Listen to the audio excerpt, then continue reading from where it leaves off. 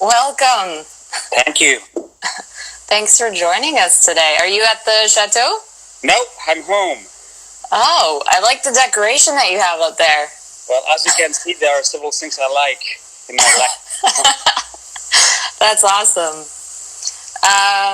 Let's wait maybe a minute or so to let some people kind of trickle in here. Yeah, we usually start roughly on time, but we'll let some people trickle in. Let me get some pictures up. Can you hear me well? Perfect. Okay, awesome. All right. So I'll start by putting the map up. All right, so I guess let's just get started, and don't worry about the comments section. If there's any questions, I'll relay them to you. But if you could just start off by introducing yourself and the property, and then we can get into some of the questions that we have for today. All right. So my name is Thomas Duroux. I've been the CEO and winemaker at Chateau Palmer since now almost 16 years. Well, actually, 16 years. I was in Italy before. I was the winemaker for Ornellaia and Margaux for several years, and here I am.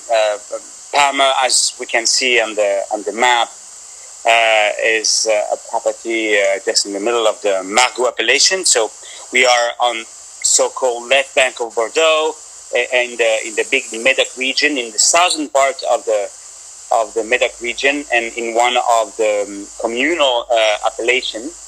Well, this is the most southern communal appellation of the entire Medoc, and Palmer is one of the famous name of this appellation. We own 66 hectares of vineyard. That would be 150 acres. Most of them are around the chateau that is known being on our two labels, Chateau Palmer and Alter Ego.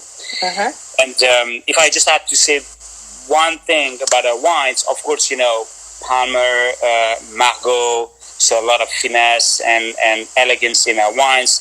The wines from Margaux in general are the most sophisticated wines of the Medoc. But what we really have that is quite unusual at Palmer is a unique mix between Cabernet Sauvignon and Merlot, pretty much the same amount of Merlot and Cabernet, which is unusual, as I said.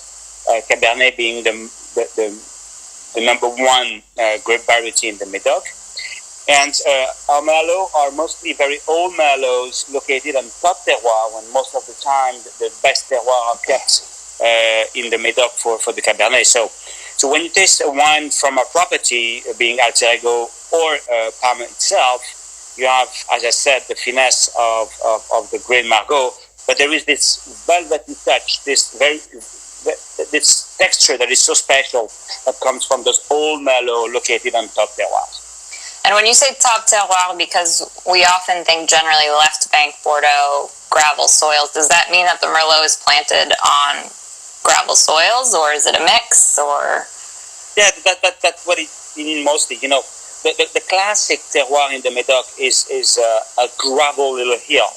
The top part of the hill is where you have the deepest gravel soil, uh-huh. And that's where the drainage is the best.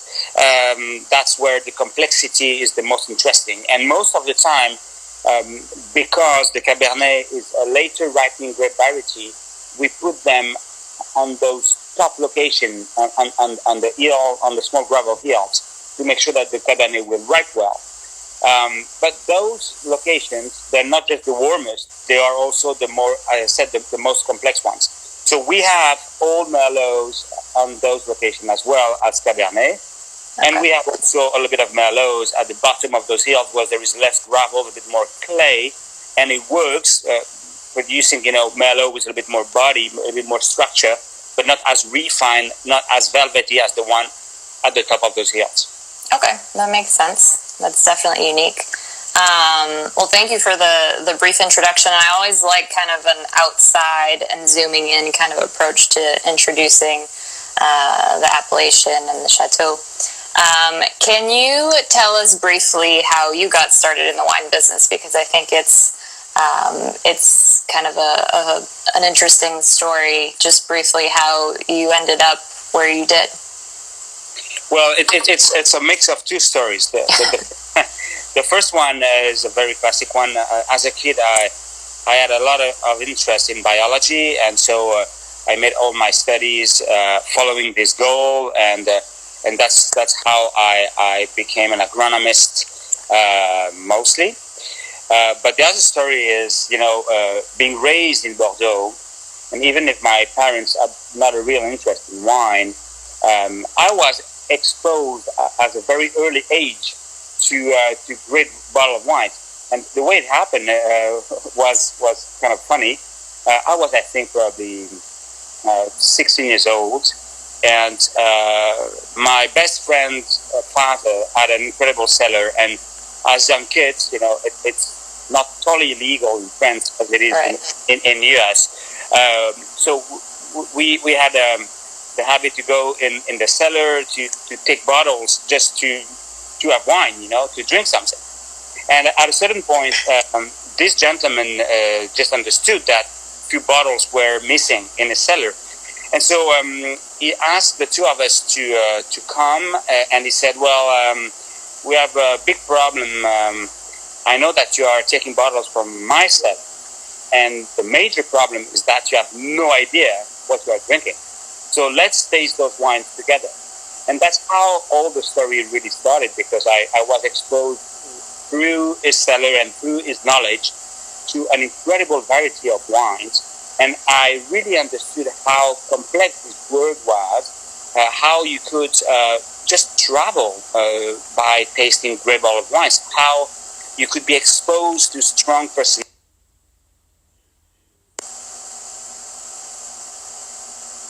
When I ended up my agronomy study, I just had to decide in what field I would go. And it was very obvious that winemaking, wine growing would be my future. That's awesome. And it's great that he took the time to teach you guys what you were drinking. I'm sure he had quite a nice cellar. Oh, yeah. So then you mentioned earlier that before coming to Chateau Palmer in 2004, you had been the technical director at Ornellaia. Is there anything from that experience that you took away that you brought with you to Palmer? Any lessons or takeaways that you brought to Palmer from that experience? Yes. I joined Ornellaia in July 2001. Ornellaia being founded by Ludovic Antinori in 1981. The first vineyard were planted in 1981. First vintage 1985. So at that time, Ornellaia was pretty new. Not a very well-established property as we can find in Bordeaux, for example. So basically, when I arrived, there were not really a long tradition, a strong identity, a very precise style. So basically, everything was permitted. You could really be creative, you could really try, you could experiment with almost no risk. And that's what I did for 3 years. When I left and I joined Palmer, that was a completely different story.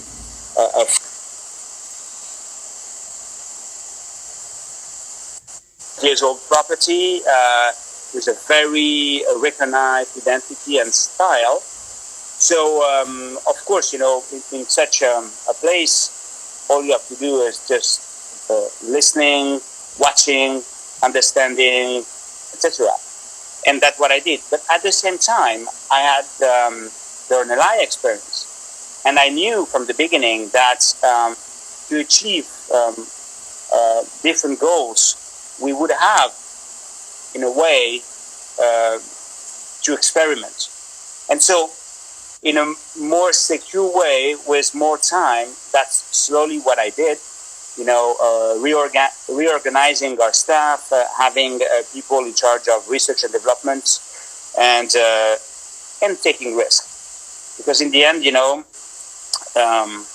take risk is the key in winemaking if you really want to improve. Yeah, and I think that's really interesting to see, especially in a place like Bordeaux where tradition is everything, and kind of finding that balance between the tradition and the innovation. I think that Palmer is a great example of that, and what you've done there is obviously a great example of that. One of the things that you brought, which is quite unique for Bordeaux at least, is biodynamics. So was that something that you had in mind when you arrived in 2004? How did that kind of develop? To be very honest with you, in 2004, I had absolutely no idea what biodynamic was all about. All I knew about biodynamic is that they were those strange guys with very long hair, long beards, smoking a little bit of strange things. Yeah. That's what it was for me. Remember, I have a scientific background, so I liked, and I still like in a way, very precise things, experimentation, blah, blah, blah. But then in 2007, I hired a new technical director, Sabrina, a young lady, who was much younger than me. She's still much younger than me. And after 2 vintage together, after the 08 vintage, exactly, we thought, and she has the same background as me, but we thought, well, we keep hearing on those different techniques, different alternative way to manage a vineyard. We don't understand anything about it. Why don't we just experiment? And so we decided to put an experimentation together. So just a plot of Merlot, well, not the best one, of course. We wanted to learn. We divided the plot in 2 pieces. One was classically managed, and the other piece, we tried to use the biodynamic techniques, being helped obviously by Mathieu Boucher. His father, François, was the first to really introduce biodynamic in the French vineyards in the 70s, I think. And so for the 09 harvest, we decided to harvest those 2 pieces separately, and we had 2 very interesting results. The first one was that on the biodynamically farmed piece, we had fruit. We had something to harvest, And the second result is that making the wines from those 2 lots, the wines made with the biodynamically farmed fruit was not worse than the other one. So as a result, we said, well, we still don't understand anything about it, but we made a decent wines, skipping, all chemicals. So, well, we increased the size of the experimentation, and then in 2011 we had 2 other results. First one was that for a very specific block being in the experimentation, we had a fantastic result. The wine was really rocking. It was like clearer than ever, with a fantastic link to the soil, to the place. And the second result was more a feeling thing. We had the feeling that biodynamic was not necessarily, the moon, the strange preparation, the planets, and blah blah blah. It was more a global vision of what we do on a daily basis, a global vision of what a farm should be. Not just a place where you produce something, not just a place that you use to produce something, but a living organism where every element have to be connected one to another, where every element have to be in harmony to make sure that you will be able to express the soul of this place, the soul of this territory. That's the holistic vision in a way. And that's nothing revolutionary. That's the way it was, 100 years ago. And so, we just pushed the process, and in 2014, for the first vintage, for the first time, we had the entire vineyard biodynamic farmed, and so we are. Not always easy. Still a lot of challenges. Still a lot to do. Still a lot to understand. Still a lot to be inspired from. But really, a very, very strong feeling. Well, more than a feeling, as you say, a certitude. Certainty, yeah. A certainty, yes, that this is the way to go deeper and deeper and deeper in the soul of this terroir, of this place. Yeah, I mean, that makes sense. That's it's definitely, something that continues to develop, and especially in Bordeaux with few properties really fully biodynamic. I think it's very interesting to see how the wines at Palmer have progressed, and it's such a strong brand, and you make such beautiful wines. So it must be working.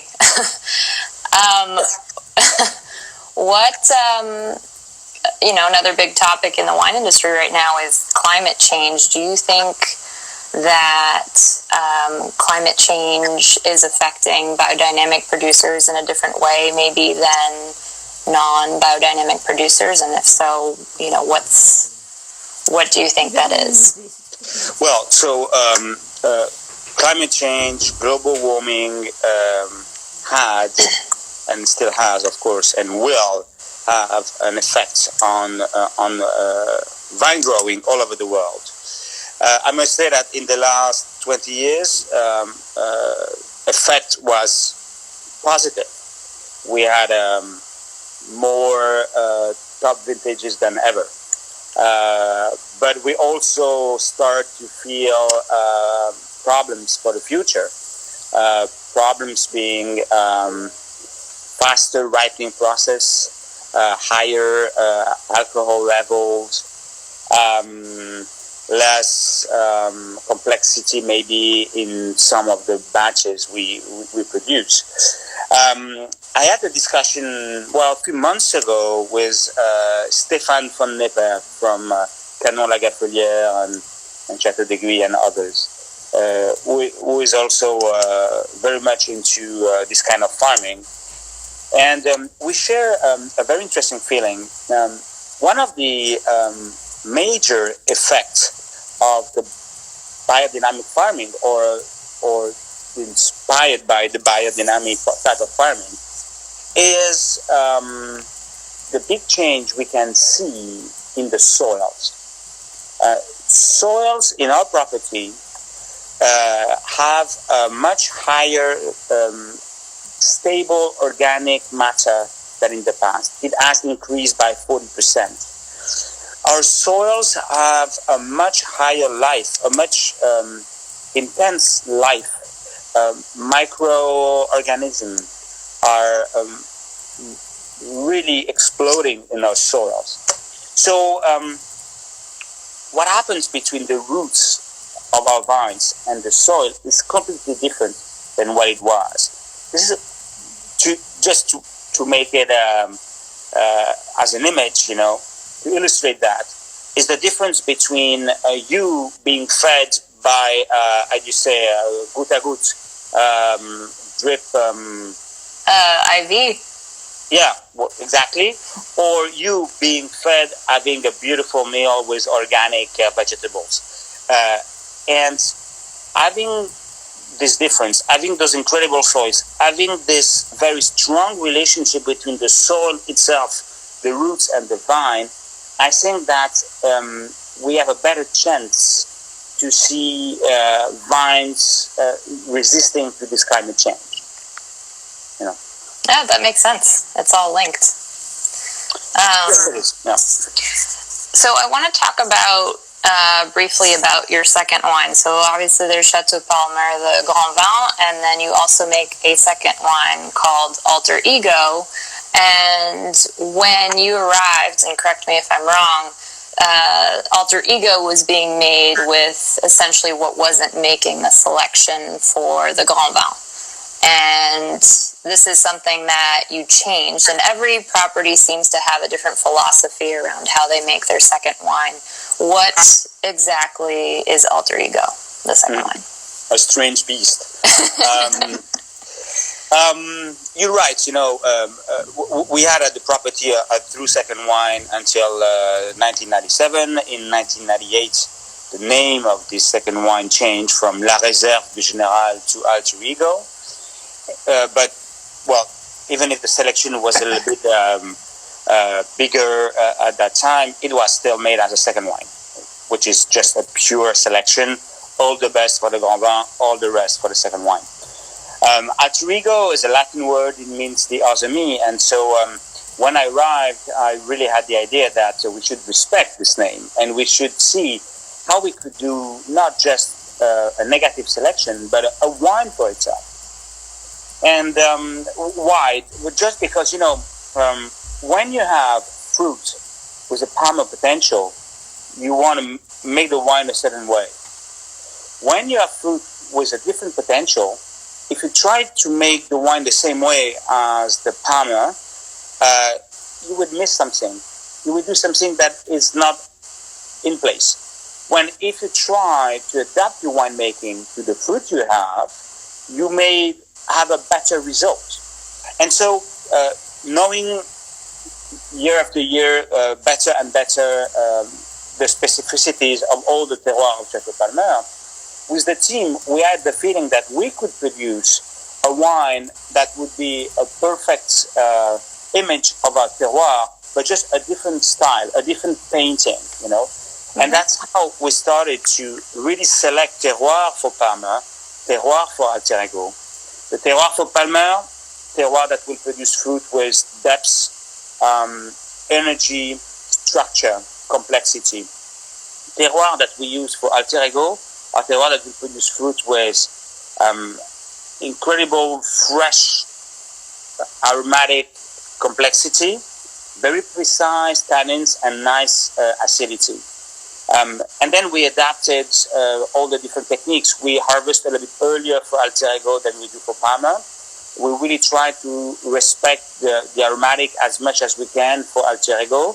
We try to get the fully tannic ripeness for Palmer. We do less extraction for Alter Ego. We ferment at a lower temperature. Well, basically, to make a long story short, you have to imagine one landscape, well, the one we are showing now, our vineyard, two different paintings, one that is very classic, Chateau Palmer, one that is a bit more contemporary, Alter Ego. And every year we have few batches, few lots that are not just at the right level, rather for Palmer or for Alter Ego, and we just don't use them. We sell them as a bulk wine. Right. So there's a selection on Alter Ego, of course. Yeah, so that's why, well, even if things are quite simple in Bordeaux, you have Grand Vin and second wine, first wine, second wine. I don't like to call Alter Ego so much a second wine because I think it's not as positive as it should be. I just like to say, hey, we produce two main wines and they're just two styles. A Palmer, never drink it before it's 10 years old, to make it simple. Alter Ego, never drink it before it's 5 years old. And then those two wines will age differently. Right, it makes sense. Someone posted a question about the labels. They are quite unique. Do you know where the design came from or the inspiration came from for the labels, the black and the gold? Well, the Palmer label was created after the Perrer family took over. The Perrer family, well, they were two brothers, two bankers, two very famous bankers. They were the Rothschild competitor, and they lived in the mid-1850s, well, in the mid-1800s, in the 1850s. In France, there was the Second Empire with Napoleon III. And there is a very established style, architecture, furniture, etc., colors. And the Perrer brothers, they built the chateau as it is today in 1854, I think it was. And I think they just decided to design the label just after that. So they took the chateau, they took this deep blue. Everybody thinks it's black, but it's deep blue. Yeah. And the gold color. And those were very emblematic of that time. And that's how the label started, in the 1850s. And it's really stayed the same forever until now. For Alter Ego, well, we started with a different label in the late 90s. And then in 2003, we just thought, well, this is the Alter Ego, the other chateau. It just should be the opposite. And that's the way it is now. That makes a lot of sense. Two more questions before we let you go. Are there any new projects that you have on the horizon that you are able to share with us? I had read about something about a music box. Do you guys have anything going on that you can share? Well, we have a lot of things. On the production level, we are working on a lot of small new projects, small new wines. Few of them are known, like the historical 19th century wine. A crazy wine with a little bit of Hermitage in it. Others are a bit less known, as are very confidential white wines. And others are still work in progress. On commercial standpoint, we will launch in September something new. Since the 2010 vintage, we have decided to keep in our cellar half of the crop of Chateau Palmer every year. That means that we just offer half of it en primeur. And in September 2020, we will offer our 2010 vintage for the second time. And then we will offer our 11 in September 21, etc., etc. To make it simple, 2 chances to buy Palmer, 1 en primeur, and another one when the wine will be 10 years old. Okay. And then on more art and cultural things, you know that we have a strong link with jazz music. We do every year a jazz concert at the end of March to celebrate our new vintage, our new baby. Well, this year, unfortunately, we were not able to do it because of this virus. And so instead to do a concert, we had our musician, a trio with a violin, cello, and guitar, the Tercicaldi trio. They came for a few days with us to be inspired, and they will compose a suite that will be registered. We will produce a few LPs for fun, and we'll That's put it awesome. Somewhere on the web. That's awesome. Make sure to send it to us. Yes, I will. Last question before I let you go. Since you've been at Chateau Palmer, what has been for you the most memorable vintage? Whether it's positive, negative, a mix of the two, not your favorite to drink, just your most memorable vintage. I've been lucky. We had so many. But if there is one I should mention now, it would definitely be 2018. In 2018, a terribly difficult season in spring. Huge challenge with mildew. We lost 2/3 of the crop, and we were all totally depressed.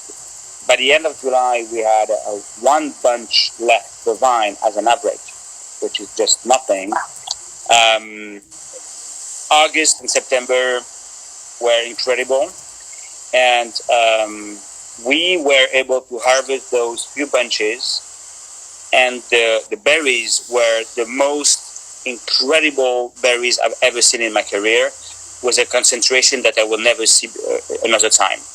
And so there is not much, but I'm just convinced that it will be a Palmer that will be a landmark, a milestone in the property history.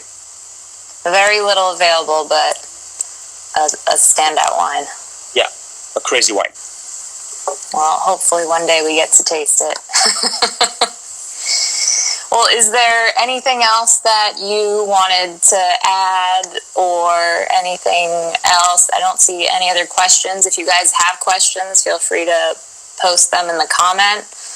Otherwise, go ahead. What I want to add is that it's been too long that I've been able to come to the US. This is a very important country for me. My wife is American, not from New York, but from California. But I miss the US. I miss New York. I miss all the great restaurants in this city. I know it's a hard time, a very hard time for all restaurateurs, for all sommeliers. But I really hope that sooner or later, and I hope sooner than later, I'll be able to come back and to spend good time in the Big Apple. Yes, well, we are ready to host you whenever things get back to somewhat normal. And it's really a pleasure to represent the Palmer wines in the U.S. So thank you very much for taking the time. We appreciate it very much, and hope to see you, like you said, on the sooner side. Hopefully. Take care. All right, thanks, Thomas. Thanks, Céline. Bye-bye. Ciao.